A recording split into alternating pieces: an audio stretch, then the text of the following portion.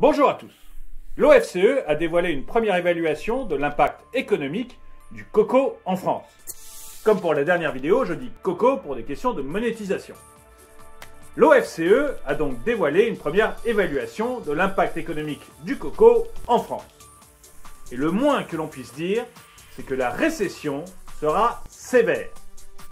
Ce serait même sans commune mesure avec les chocs qu'on a pu connaître en 2008 et même en 1929 selon l'OFCE.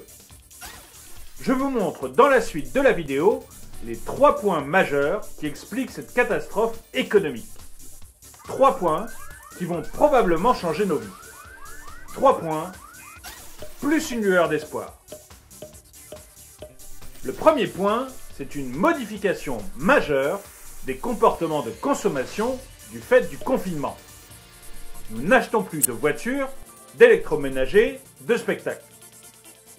Nous n'allons pas au restaurant ou en boîte. Fini le shopping et les bars. Or, la consommation représente 70% du PIB national. L'arrêt brutal de toutes ces dépenses devrait donc entraîner une baisse de 1 point de PIB. Et 1 point de PIB, c'est environ 24 milliards. Le second point, c'est une baisse de l'investissement. Les entreprises n'ont plus de visibilité.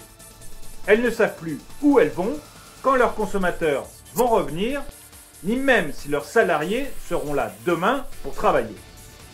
Elles prennent donc la décision de tout stopper en attendant d'y voir plus clair. Ce gel des investissements devrait peser à hauteur de 0,7 points de PIB. Nous venons de reperdre 17 milliards. Le troisième point, c'est la perturbation des conditions de travail. Il est très difficile de se rendre sur son lieu de travail. Beaucoup sont en télétravail et les écoles sont fermées. Du reste, ça m'intéresserait beaucoup de savoir où vous en êtes, vous. Est-ce que vous êtes en télétravail? Est-ce que vous allez au travail? Ou est-ce que tout simplement vous êtes lycéen ou étudiant et que vous restez à la maison? À elle seule, la fermeture des écoles pèserait pour 0,3 points de PIB, en empêchant 1,2 million de salariés de travailler. Cette perturbation des conditions de travail devrait engendrer une perte de 0,4 points de PIB. Au total, le PIB français devrait chuter de 2,6 points. Si le confinement ne dure qu'un mois, s'il est prolongé, la chute sera de plus en plus importante. De son côté, le chômage partiel pourrait concerner environ 5,7 millions d'emplois, ce qui représente quand même 21% de l'emploi salarié.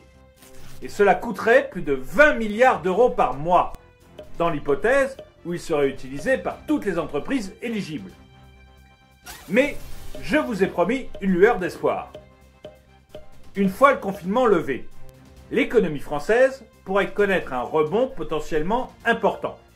En effet, il est très possible que l'argent que nous avons économisé et ce temps passé à regarder YouTube et Netflix nous pousse à sortir et à dépenser. Sans compter que si nous devions changer de voiture avant le confinement, il y a de fortes chances que nous devions toujours en changer après.